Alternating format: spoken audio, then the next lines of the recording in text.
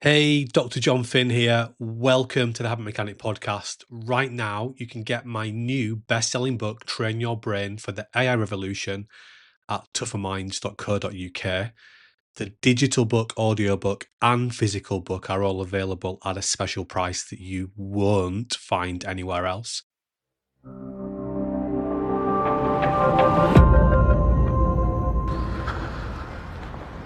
Hi, this is Dr. Jon Finn. Welcome to another episode of the Tougher Minds podcast.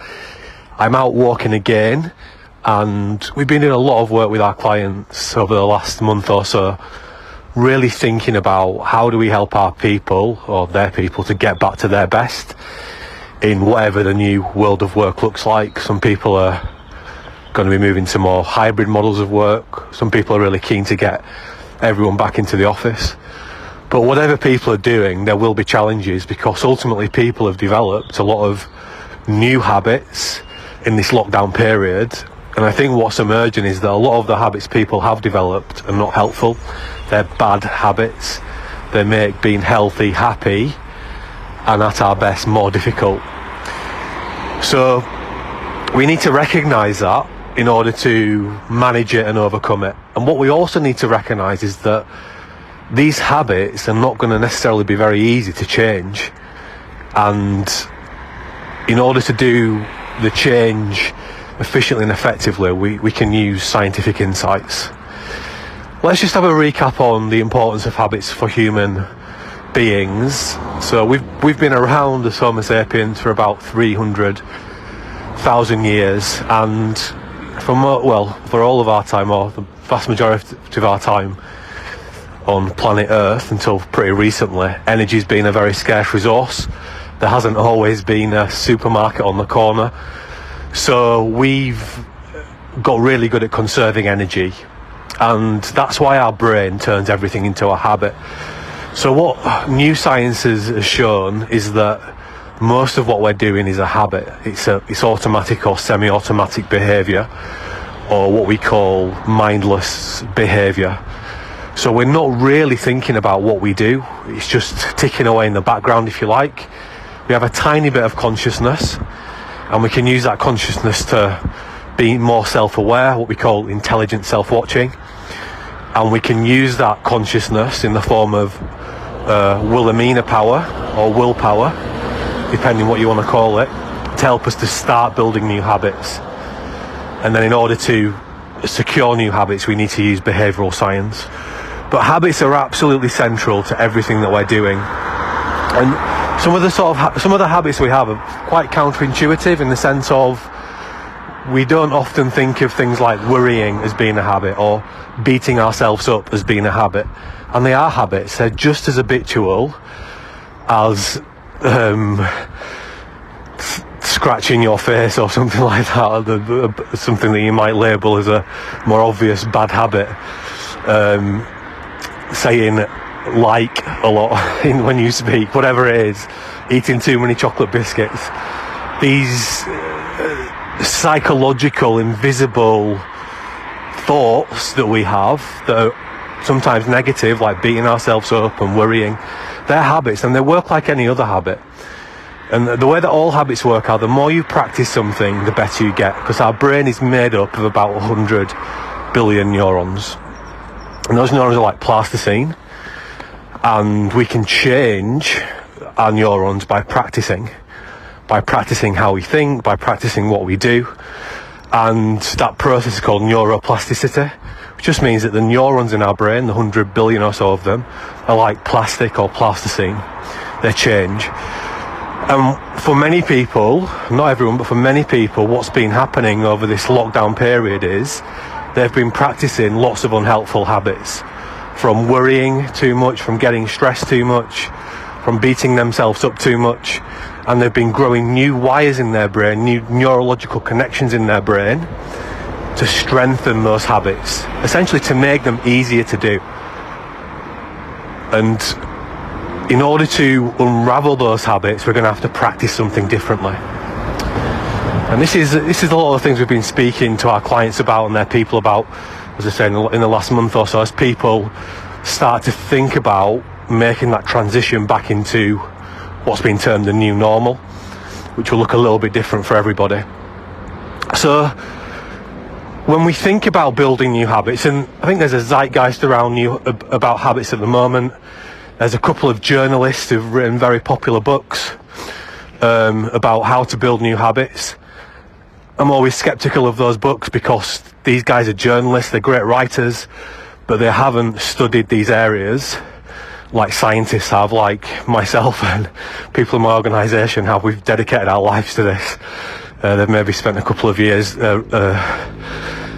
thinking about these areas and writing a book that is easy to read and does make a little bit of positive impact, but ultimately it isn't the encyclopedia, it isn't the absolute how-to guide, because it doesn't include all of the things that are important from a behavioural science perspective, because these books don't have the map, ultimately, the absolute guide to building new habits.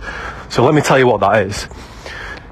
We know that although willpower is the spark of making a positive change, it allows us to put the brakes on Hugh, the horribly unhelpful emotion part of our brain.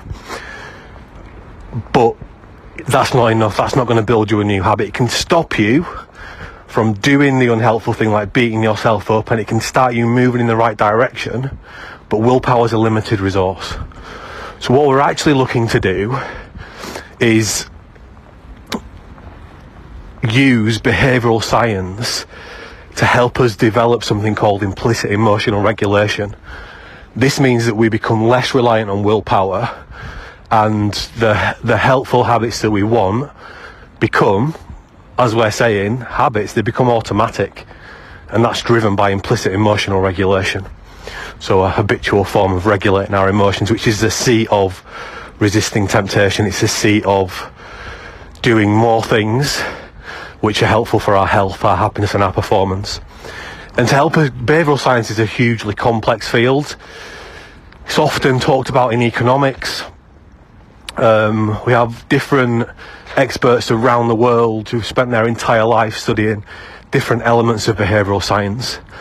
And therefore that makes it really complex to be able to get all those ideas together and turn them into a useful application method that we can actually use in our daily lives, because they're developed by scientists who use lots of difficult words and very niche words, and it's often hard to penetrate exactly what they mean, and therefore it's really difficult to interpret how to apply what they're talking about in your life. And that's our job ultimately. So we've spent a long time taking all this, using this research and testing it and refining it and making it work for real people in their day-to-day lives. And the model we've created, or the framework we've created to help people to build new habits using the best behavioural science we can understand, is the 9 action factors model.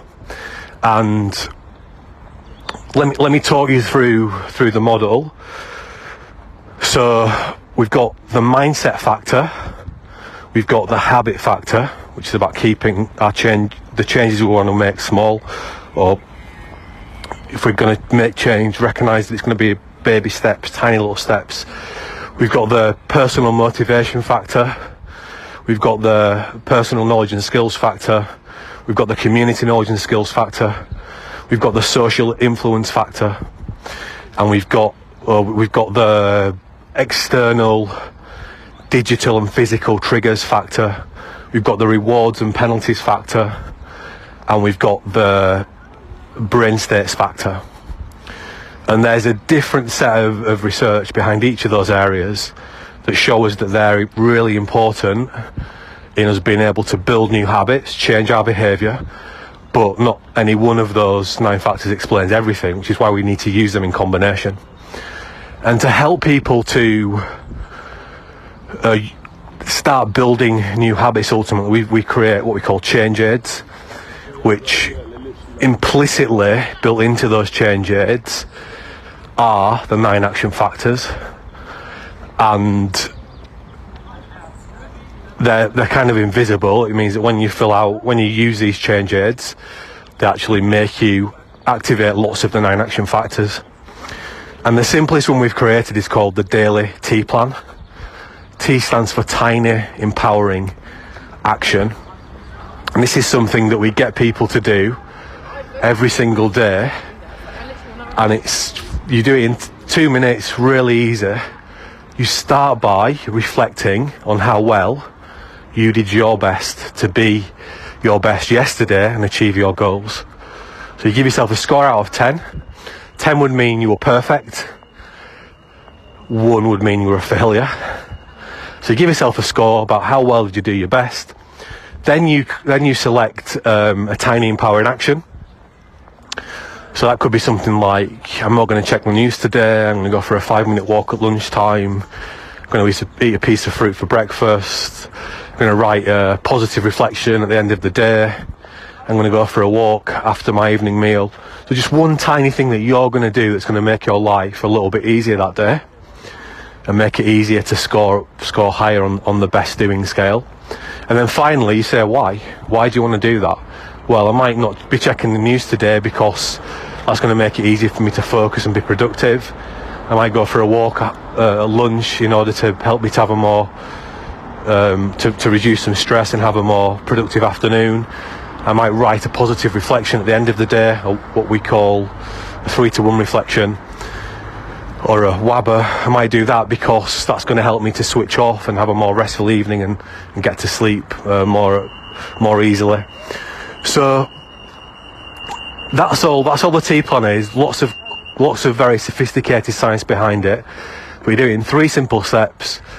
You essentially do some intelligent self-watching by giving yourself a score out of 10 for how well you did your best to be your best. You then select at least one tiny empowering action that's going to make it easier for you to be your best today. And then you say why. Why do I want to do this?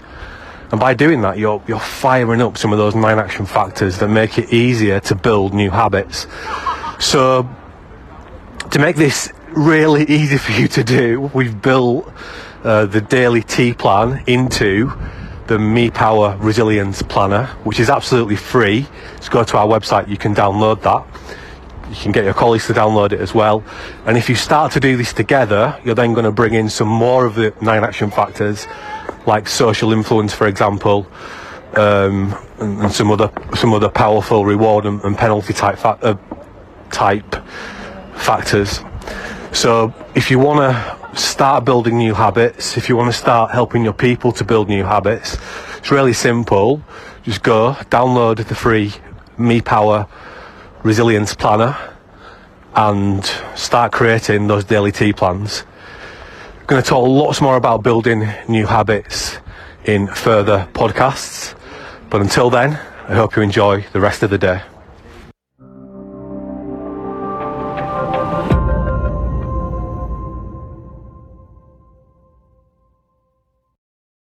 Thanks for listening to the Habit Mechanic podcast. If you liked it, please subscribe and tell someone else about one of the ideas or insights that you found most interesting.